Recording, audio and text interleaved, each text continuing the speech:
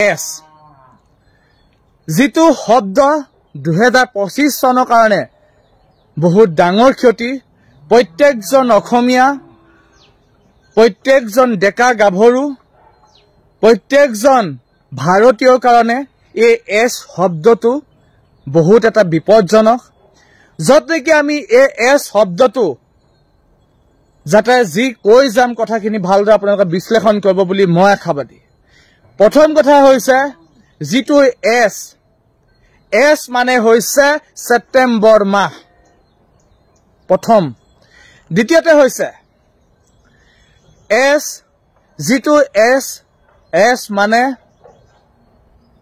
যিটো জেগাত জুবিন দা গৈছিলে সিংগাপুৰ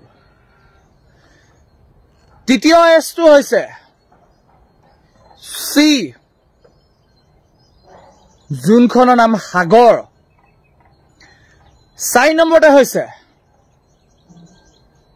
সিজাৰ যিটো জুবিনদাৰ যিটো বেমাৰ লগত মানে যিটো ৰোগত আক্ৰান্ত হৈছিল 5 নম্বৰ যিটো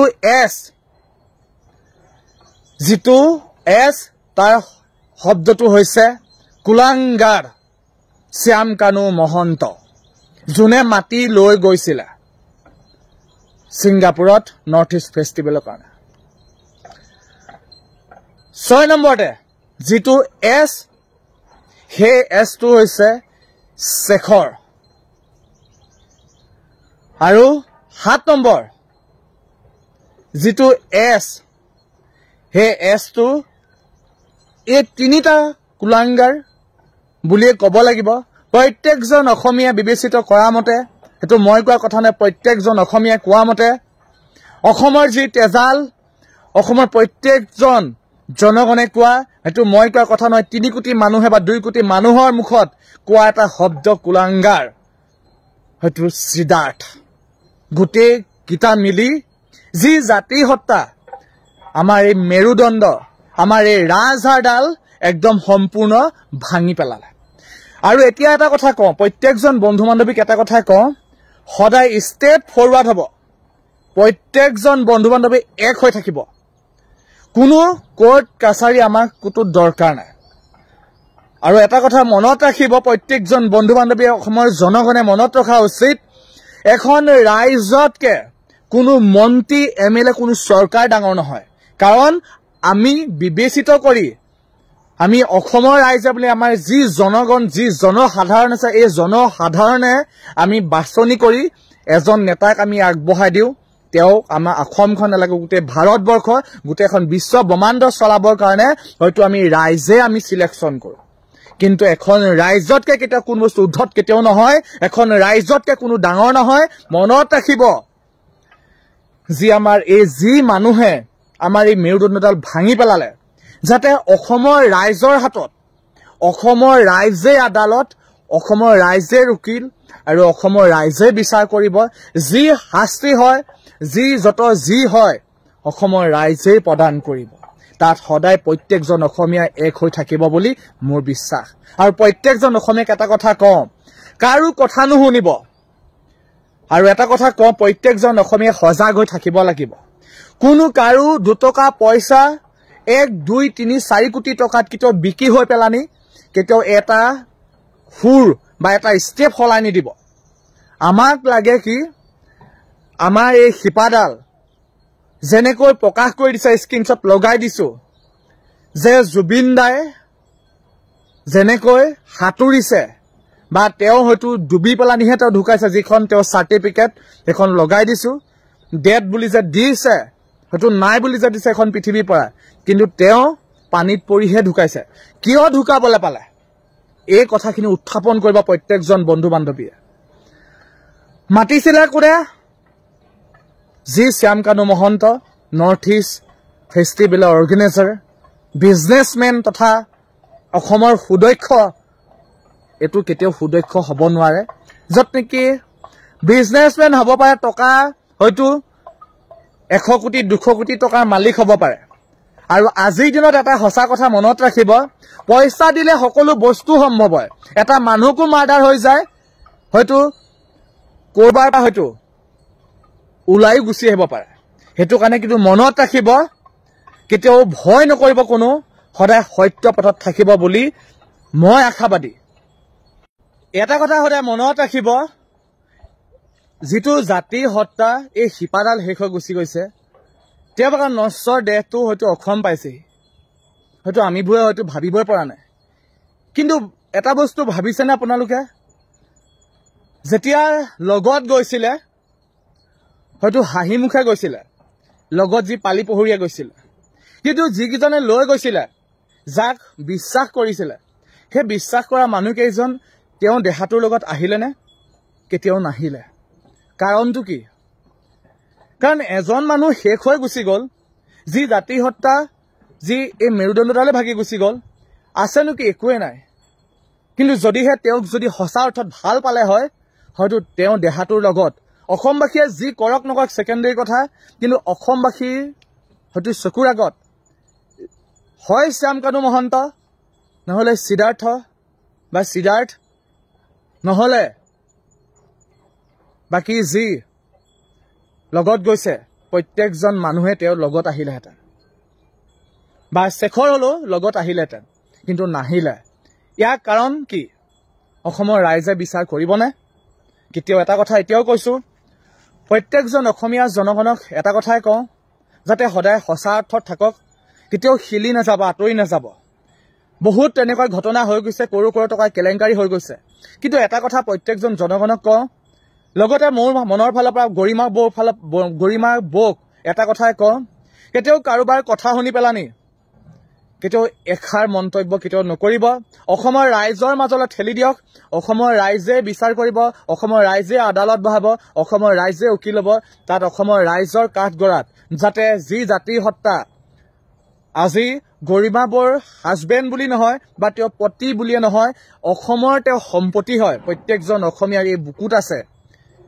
জুবিন দা এটা কথা কৈছিলে যে মোৰ ঘৰ বনোৱা নাই, তেওঁ ঘৰ বনাব নালাগে, হয়তো আমাৰ মনৰ মাজতে এই ঘৰ ভাগ আছে, তেওঁ আমাৰ মনৰ মাজত আছে, প্ৰত্যেকজন অসমীয়াৰ মাজত আছে। সেইটো কাৰণে গৰিমাবক এটা কথাই কওঁ, কিন্তু আপুনি মাজত নাহিব, যি আছে অসমৰ ৰাইজক বিচাৰ কৰিবলৈ দিয়ক।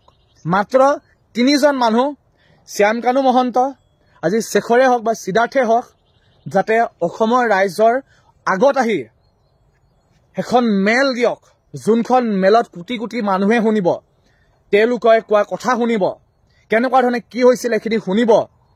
আৰু এটা কথা মই আমাৰ মুখ্যমন্ত্ৰী মহোদয় ডাঙৰীয়াকে কওঁ, আজি যদি মুখ্যমন্ত্ৰীক যদি কিবা এষাৰ কথা ক'লে হয়, হয়তো কোনোবা এজন নেতাৰ বিষয়ে যদি বেয়াকৈ ক'লে হয়, সেইজন মুখ্যমন্ত্ৰীয়ে কি কৰিলেহেঁতেন, তেওঁ পুলিচ লগাই য'তে নাথাকক তাৰ পৰা হয়তো তেওঁ এৰেষ্ট কৰিলেহেঁতেন। কিন্তু অসমৰ মুখ্যমন্ত্ৰী ডাঙৰীয়াও তেওঁ গাফিলতি কৰা যেন লাগে। হয়, তেওঁ টেনশ্যনত আছে, কিন্তু কথাখিনি কৈ দিছোঁ যি মনত ক্ষোভ আছে। যিহেতু অসমৰ ৰাইজে বিচাৰিছে আৰু সেই ৰাইজে তেওঁক বিচাৰ কৰি পেলানি, সেই ৰাইজে বিশ্বাসত তেওঁক মুখ্যমন্ত্ৰী বনাইছে। তেওঁ কাম কি? অসমৰ ৰাইজৰ কথা তেওঁ শুনিব লাগে, অসমৰ ৰাইজে কি বিচাৰিছে তেওঁ ৰাইজৰ মনৰ ভাৱখিনি জানিব লাগে, যে অসমৰ ৰাইজে কি বিচাৰিছে, অসমৰ জনগণে কি বিচাৰিছে। লাগিলে তেওঁ হাতত 100 কোটি কি 200 কোটি কি শ্যামকানু মহন্তৰ হাতত তেওঁ বিজনেছমেন হ'ব পাৰে, তেওঁ কৰোৰ কৰোৰ টকাৰ মালিক হ'ব পাৰে, কিন্তু এখন ৰাইজতকে কোনো উদ্ধত কেতিয়াও নহয়। আজি শেখৰ কি সিদ্ধাৰ্থ কি অসমৰ ৰাইজ বিচাৰে, কিন্তু যদি সেইটো একদম সম্ভৱ কৰি তুলিব পাৰে অসমৰ মুখ্যমন্ত্ৰী ডাঙৰীয়াই, কিন্তু তেওঁ সেই কথাখিনিত গাত দি আছে। আৰু অসমৰ জনগণক কৈ আছো প্ৰত্যেকটো মুহূৰ্তত প্ৰত্যেকটো কথা, কিন্তু জুবিন দাৰ লগত ৰাজনীতি হ'বলৈ কেতিয়াও নিদিব। মনত ৰাখি থব, আহি আছে ইলেকশ্যন, হয়তো কেম্পেইনিং চলিব পাৰে ক'ৰবাত, হয়তো তেওঁলোকেতো কৰিব পৰা নাই, মই কথাখিনি কৈ দিছোঁ। আৰু মই কথাবোৰ কোৱাত হয়তো মোৰ ক'ৰবাত ভুল হ'ব পাৰে চাগে, যদি ভুল হৈছে ভাইটি বুলি আপোনালোকে মোক ক্ষমা কৰি দিব। আৰু এইটো কথা কৈছোঁ, হয়তো পালি নেতাৰ হয়তো কেতিয়াবা হয়তো মোৰ এই ভিডিঅ'বোৰ যাব পাৰে, হয়তো যদিহে মোৰ এই সঁচা কথা, মোৰ এই কণ্ঠক কেতিয়াও ৰোধ কৰিব নোৱাৰে, যেতিয়ালৈকে জুবিন দা আত্মাই যেতিয়ালৈকে জুবিন দা ঘূৰি নাহে এখন পৃথিৱীত আকৌ নতুন জনম লৈ, তেতিয়ালৈকে এই কণ্ঠ মোৰ কেতিয়াও ৰাখিব কেতিয়াও নোৱাৰে। আৰু এটা কথা কৈ থৈ দিওঁ, যেনেকৈ জুবিন দাই কৈছিলে, মই মানুহৰ মাজতে থাকি ভাল পাওঁ, মোক কোনো ডাঙৰ ডাঙৰ পালি নেতা নালাগে।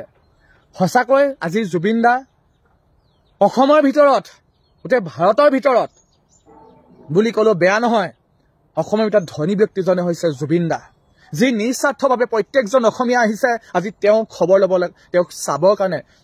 তেওঁ ভালে আছেনে, তেওঁ মুখখনে কষ্ট পাইছে কি প্ৰত্যেকটো অংশই কষ্ট পাইছে নি চাবলৈ আহিছে। সেইটো কাৰণে বহুত কষ্টত কথাখিনি ক'লো, যাতে এই এছ শব্দৰ কালপিত কেইটাক কালপিত বুলিয়ে কৈছো, এতিয়াও কওঁ, এইটো মই কোৱা কথা নহয়, অসমৰ জনগণে কোৱা কথা। গোটেই ভাৰ্চুৱেল এপে হওক প্ৰত্যেকজন অসমীয়াৰ মুখত হয়তো ভাহি আছে, প্ৰত্যেকজন অসমীয়াৰ নামটো লৈ আছে।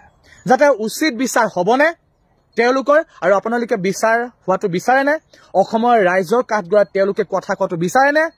য'ত নেকি য'তে নহওক কি এখন সভা দিয়ক, যিখন সভাত সেই 3জন মানুহৰ কথা আৰু তেওঁৰ লগত যিসকল গৈছিলে, যি সাঁতোৰত তেওঁ যেতিয়া চুইমিং কৰিছিলে, যিটো মই কালি এটা ভিডিঅ' দিছোঁ, যাতে সেই ভিডিঅ'ত থকা প্ৰত্যেকজন মানুহে আহি যাতে অসমৰ ৰাইজক আগত যাতে স্পষ্টীকৰণ দিয়ে।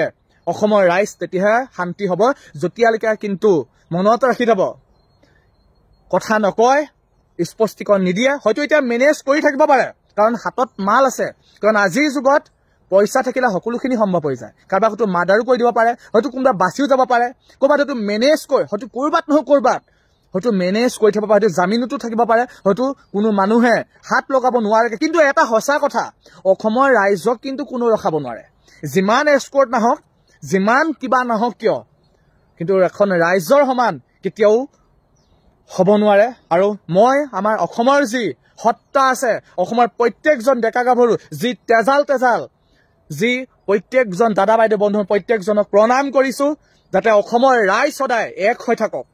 আজি যদি অসমত থাকিলোঁ তেনে বহুতখিনি কথা ক'ব লগা আছিলে, যিহেতু বাহিৰত আছোঁ, সেইটো কাৰণে এই কথাখিনি ভিডিঅ'ৰ আকাৰে কৈ দিছোঁ, যাতে এক হৈ থাকক। যি ন্যায় জুবিন দাৰ আত্মাই শান্তি পাব লাগিব, যেনেকৈ শিপাডাল শেষ কৰি দিলে, যাতে প্ৰত্যেকজন অসমীয়াৰ বুকুত যেনেকৈ দুখ দিছে, যাতে প্ৰত্যেকজন অসমীয়াও শান্তি পাব লাগিব। কেনেকৈ কি হ'ল সম্পূৰ্ণখিনি তেওঁলোকে ক'ব লাগিব। আৰু মই যদি মোৰ কথাবোৰ কোৱাত ক'ৰবাত ভুল হৈছে, মোক আপোনালোকে মাফ কৰি দিব। আৰু লাষ্ট এটা কথা এতিয়াও কওঁ, গৰিমা বৌক এটা কথা এতিয়াও কওঁ, কেতিয়াও কাৰো কথা শুনি এইটো মাত এষাৰ মাতিবৰ কাৰণে চেষ্টা নকৰিব। আপোনাৰ সেইজন পতি বা আপোনাৰ সেইজন হাজবেণ্ড বা স্বামী বুলি নহয়, তেওঁ অসমীয়াৰ সম্পদ, অসমৰ সম্পদ, ভাৰতৰ সম্পদ, প্ৰত্যেকজন অসমীয়াৰ স্বাভিমান। তেওঁ হৈছে যি কিং অৱ আছাম, জুবিন গাৰ্গ। সদায় সঁচা অৰ্থত থাকক, প্ৰত্যেকজন অসমীয়া গৰিমা বৌৰ লগত থাকিব, কিন্তু কেতিয়াও কাৰো কাৰোবাক বচাবলৈ গৈ তেতিয়াও অসমৰ ৰাইজৰ বলি নহ'ব। কোনো নিবিচাৰে আপোনাক এষাৰ বেয়াকৈ কোৱাটো। সেইটো কাৰণে প্ৰত্যেকজন অসমীয়াই বিচাৰে যাতে গৰিমা বৌ সদায় গৰিমা বৌ জেগাত থাকক। জুবিন দাৰ দেউতা কিমান কষ্টত আছে, এজন দেউতাকৰ কিমানখিনি মনত ক্ষোভ, কিমান দুখত আছে, এবাৰ ভাবিব সেই দেউতাকজনৰ মুখলৈ, যি দেউতাকে কিমান কষ্টত আছে। আজি জংকিবা আৰু জুবিন দা, হয়তো তেওঁ এগৰাকী জুবিন দাৰ মা, প্ৰত্যেকগৰাকী অসমীয়াৰ হয়তো মা, হয়তো এই 3জনে নাই, তেওঁ সেই এজন মানুহ কেনেধৰণে আছে এবাৰ ভাবিব। সদায় সঁচা অৰ্থত থাকক, যাতে কেতিয়াও কোনো নিবিচাৰে যে গৰিমা বৌক কোনো বেয়া এষাৰ কথা কোৱাটো কেতিয়াও নিবিচাৰে।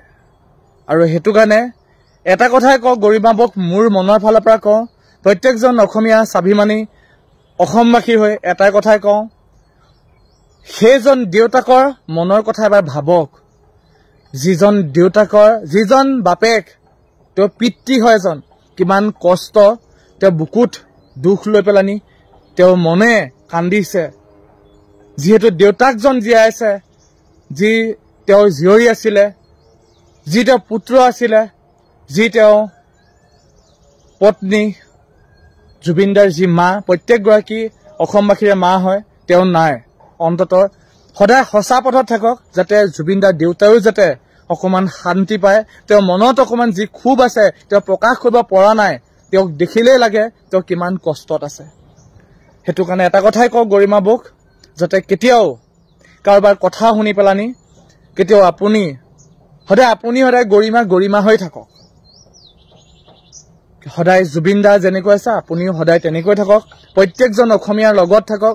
চাব আপোনাকো এদিন নহয় এদিন প্ৰত্যেকজন অসমীয়াই মৰম কৰিব, প্ৰত্যেকজন অসমীয়া আপুনি লগত থাকিলে প্ৰত্যেকজন অসমীয়াই আপোনাক কেতিয়াও বিপদত পৰিব কেতিয়াও নিদিয়ে।